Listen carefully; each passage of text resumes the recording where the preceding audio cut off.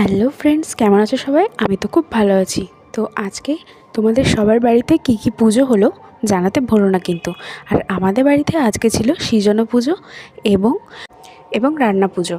তো সেটাই তোমাদের সাথে আজকে আমি শেয়ার করলাম। তো ভিডিওটি যদি তোমাদের ভালো লেগে থাকে তাহলে like, comment, share and subscribe করে দিও। Tata bye. তোমরা ভিডিওটি দেখতে থাকো আর জানিও কেমন হয়েছে।